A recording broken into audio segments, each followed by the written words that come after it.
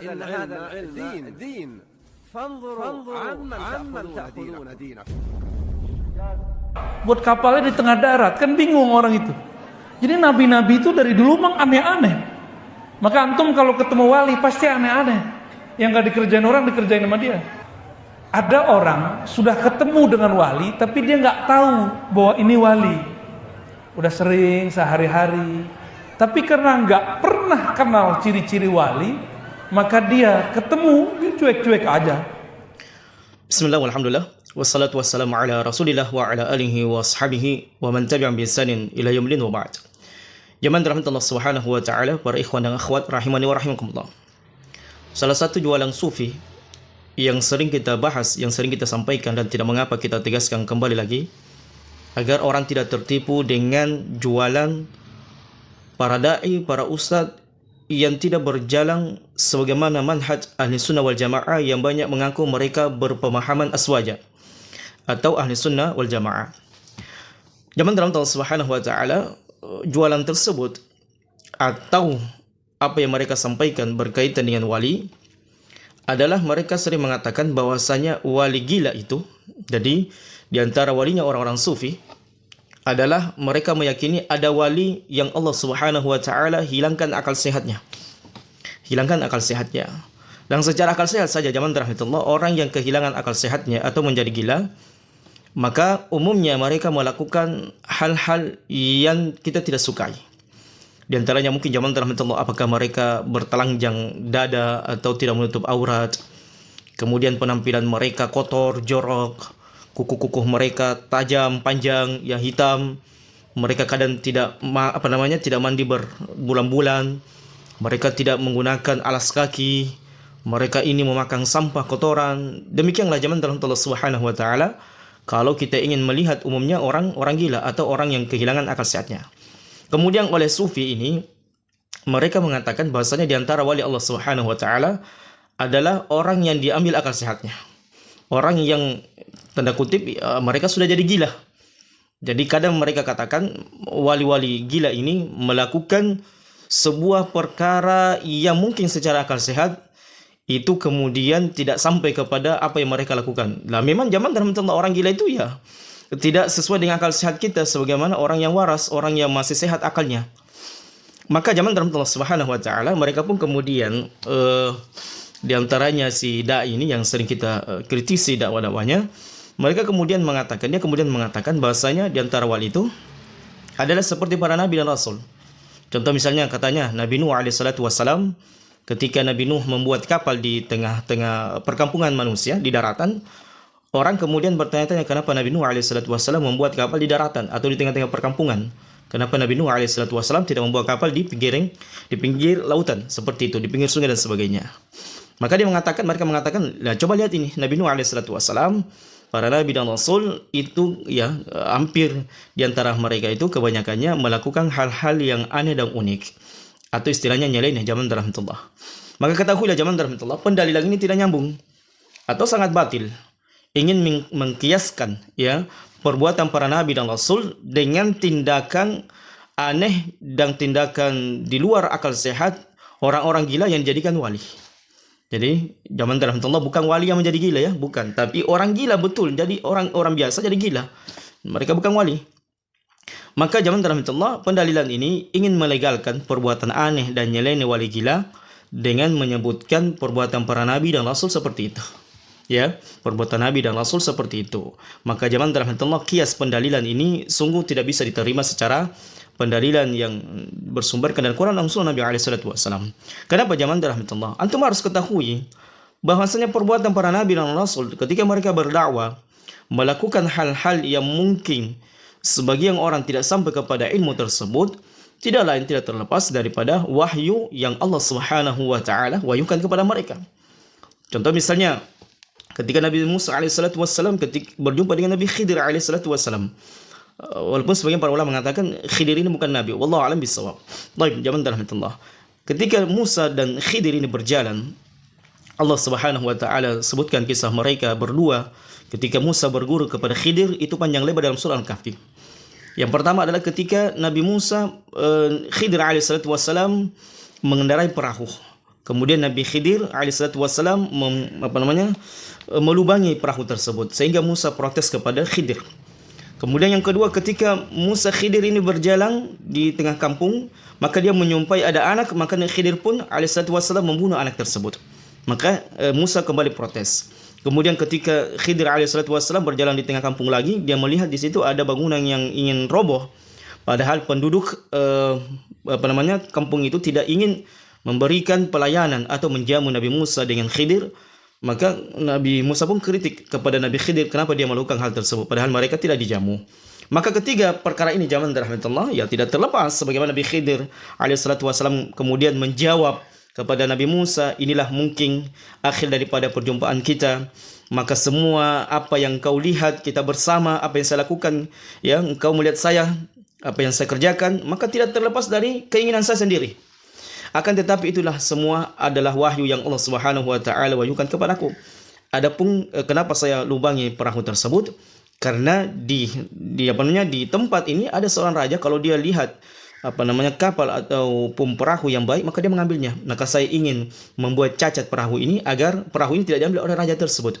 Kemudian yang kedua, adapun anak yang saya bunuh ini dikhawatirkan Allah wahyukan kepadaku untuk membunuhnya, karena dikhawatirkan anak ini ketika besar dia menjadi anak durhaka padahal orang tuanya adalah orang tua yang saleh kepada Allah Subhanahu wa taala. Kemudian yang ketiga, adapun kenapa saya membangunkan kembali bangunan rumah kedua anak yatim ini, karena di bawah rumah ini terdapat harta benda yang sangat berharga yang Allah Subhanahu wa taala ingin berikan kepada mereka tatkala mereka dewasa nanti. Dan semua yang saya kerjakan yang kau lihat itu bukan dari diri saya sendiri. Coba lihat zaman rahmatullah. Maka apa yang dilakukan Nabi Khidir alaihissalatu wassalam, Allah ungkapkan dalam Quran bahwasanya beliau tidak melakukan hal tersebut melainkan wahyu yang Allah Subhanahu wa taala wahyukan kepada Khidir alaihissalatu wassalam. Kemudian juga zaman rahmatullah, ketika Nabi Nuh alaihissalatu wassalam membangun kapal di tengah pemukiman atau di daratan, maka Allah Subhanahu wa taala tegaskan Nabi Nuh alaihissalatu wassalam membuat kapal tersebut bukan karena keinginannya sendiri. Sebagaimana Allah Subhanahu wa taala berfirman tentang Nabi Nuh alaihissalatu wassalam, tatkala beliau membuat bahtera atau kapal yang sangat besar di daratan atau pertengahan perkampungan manusia kaumnya pada saat itu, tentunya tidak terlepas dari wahyu yang Allah Subhanahu wa taala. Sebagaimana Allah Subhanahu wa taala abadikan perkara tersebut dalam firman-Nya, "Wasna'il fulka bi'ayunina wa wahyina wa la tukhatibni fil ladzina zalamu innahum mughraqun." Wahai Nuh, buatlah bahtera kapal bi'ayunina dengan bantuan kami, ma'una kami, dengan pertolongan kami, wa wahyina dan wahyu kami, wa la tukhatibni fil ladzina zalamu, dan janganlah engkau bertanya tentang orang-orang zalim kepada kami, yang berbuat kerusakan kepada kami. Innahum mughraqun, karena sesungguhnya mereka ini di antara orang-orang yang akan ditenggelamkan oleh Allah Subhanahu wa taala. Maka perhatikan zaman rahmatullah, dalam ayat ini Nabi Nuh alaihissalatu wassalam membuat kapal yang besar, bahtera di daratan atau di tengah perkampungan, di pegunungan, bukan berarti beliau inisiatif sendiri atau skill beliau sendiri, tidak zaman rahmatullah. Akan tetapi beliau melakukan hal tersebut karena pertolongan, bantuan dari Allah Subhanahu wa taala dan wahyu yang Allah Subhanahu wa taala wahyukan kepada beliau. Jadi Nabi Nuh alaihissalatu wassalam tidak melakukan perkara nyeleneh atau hal-hal yang mungkin dianggap gila dan sebagainya. Akan tetapi zaman rahmatullah dengan sendirinya, akan tetapi itu adalah merupakan wahyu yang Allah Subhanahu wa taala wahyukan kepada beliau alaihissalatu wassalam, karena Allah Subhanahu wa taala ingin menenggelamkan kaumnya Nabi Nuh alaihissalatu wassalam karena mereka kufur dengan Allah Subhanahu wa taala. Kemudian zaman rahmatullah, jualan wali ini ya di antara senjata ampuh untuk menyesatkan manusia. Ya. Perhatikan zaman rahmatullah, ya para ulama kemudian mengatakan adanya istilah wali gila atau wali majdzub yang diambil akalnya oleh yang diproklamirkan atau yang sering dimunculkan orang-orang sufi, maka tidak terlepas dari kesesatan yang paling fatal di antara mereka zaman rahmatullah. Jadi kesesatan-kesesatan yang paling besar di antara orang-orang yang mempelajari ilmu sufi adalah sampai tingkatan gila kata mereka, kemudian mereka diangkat akal sehatnya sehingga tidak ada lagi di akalnya kecuali Allah, Allah, Allah dan seterusnya. Maka zaman rahmatullah, andaikan perkara ini kemudian ilmu ini baik, tentunya bisa mendekatkan diri kepada Allah Subhanahu wa taala. Maka kalau dikatakan kegilaan itu adalah merupakan kemuliaan, maka tentunya ya zaman rahmatullah Subhanahu wa taala kita bisa melihat para nabi dan rasul tidak ada yang gila. Tidak ada yang gila. Bahkan para sahabat ridwanullah jami'an mereka adalah orang yang paling bertakwa setelah Nabi SAW, dan di antara mereka tidak ada yang gila. Apakah sahabat yang Nabi SAW mereka mengikuti Nabi SAW semasa hidup sampai meninggal? Maka tidak ada zaman rahmatullah kita dapatkan para sahabat itu jadi gila dengan tingkatan-tingkatan ilmu tersebut. Kecuali ya, istilah wali gila ini muncul dari orang-orang yang mempelajari ilmu gila, yaitu sufi, yang sampai kepada tingkatan keburukan tersebut. Maka zaman Allah Subhanahu wa taala, ya sekali lagi kita tegaskan, wali Allah Subhanahu wa taala itu sebagaimana yang Allah tegaskan, ala inna awliya Allah la khaufun 'alaihim wa la hum yahzanun. Ketahuilah, sesungguhnya wali Allah Subhanahu wa taala tidak ada kekhawatiran bagi mereka dan mereka tidak bersedih hati. Siapakah wali Allah? Alladzina amanu wa kanu yattaqun. Mereka yang beriman, konsisten beriman kepada Allah Subhanahu wa taala dan mereka bertakwa. Dan secara logika zaman rahmatullah, secara akal sehat, bahwasanya tidak dikatakan orang itu bertakwa kecuali dia memiliki akal sehat. Itu saja. Jadi itu zaman dalam Allah Subhanahu wa taala. Ya, secara akal sehat saja kita kemudian menolak adanya wali gila, sebab karena Allah Subhanahu wa taala berfirman bahwasanya wali Allah Subhanahu wa taala mereka yang beriman dan bertakwa kepada Allah Subhanahu wa taala. Dan ketahuilah zaman rahmatullah, ya, secara garis besar orang beriman itu pasti berakal sehat. Karena agama ini, agama Islam diperuntukkan oleh orang-orang yang berakal sehat.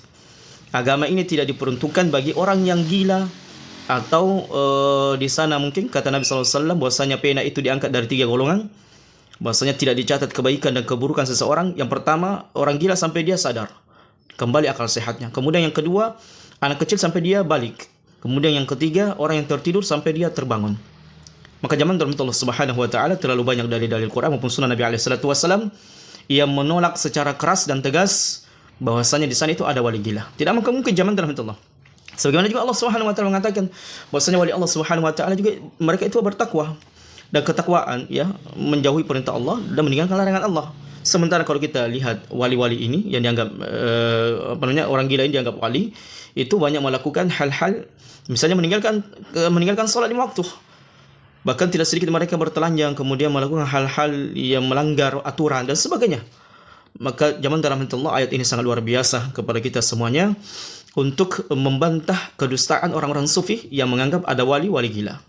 Taib zaman rahmatullah. Kemudian berikutnya kita sampaikan bahwasanya karomah wali, na'am, kita yakini itu, harus diyakini.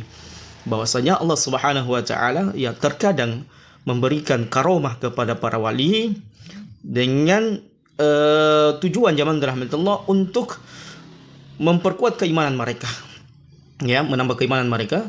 Kemudian yang kedua yang perlu kita perhatikan bahwasanya karomah itu tidak lahir dari diri mereka sendiri, sebagaimana mukjizat para nabi dan rasul itu tidak lahir dari diri mereka sendiri, kehebatan mereka, tapi itu murni daripada ma'unah, pertolongan Allah Subhanahu wa taala, pemberian Allah dan izin Allah kepada mereka. Jadi tidak serta-merta kemudian para nabi dan rasul kapan saja mereka inginkan mengeluarkan mukjizat atau kapan saja para wali itu inginkan karomahnya keluar maka mereka bisa mengeluarkannya. Tidak, zaman rahmatullah. Ini harus apa sebenarnya ya? Pentingnya kita kemudian menggunakan akal sehat, kemudian beragama di atas Quran dan Sunnah, bimbingan Quran dan Sunnah, agar kita tidak salah kaprah dalam kemudian memahami bahwasanya di situ ada wali gila. Dari zaman rahmatullah Subhanahu wa taala. Ya, kemudian kita mengatakan Nabi Musa alaihissalam tongkatnya berubah menjadi ular. Kemudian Nabi Isa bisa menyembuhkan orang yang sakit, bahkan bisa menghidupkan tanah liat yang beliau bentuk menjadi burung kemudian menjadi hidup. Kemudian Nabi Sulaiman alaihissalam yang bisa memerintahkan bangsa jin, bisa mengetahui bahasa binatang. Maka tidak terlepas dari semua mukjizat yang Allah Subhanahu wa taala berikan kepada mereka atas izin Allah Subhanahu wa taala, bukan karena kehendak mereka sendiri. Sebagaimana Nabi Sulaiman alaihissalam tatkala beliau diberikan anugerah yang besar dari Allah Subhanahu wa taala, maka beliau kemudian mengatakan semua keutamaan yang aku dapatkan ini itu dari sisi Allah Subhanahu wa taala. Maka perhatikan zaman rahmatullah, poin ini sangat penting sekali untuk kita tanamkan dalam diri kita agar jangan sampai kita mengatakan wali itu orang sakti. Bukan. Tidak ada wali sakti zaman rahmatullah. Kalau dikatakan sakti berarti mereka sendiri yang bisa mengeluarkan karomahnya kapan mereka mau. Tidak ada zaman rahmatullah. Tidak ada orang sakti di dunia ini.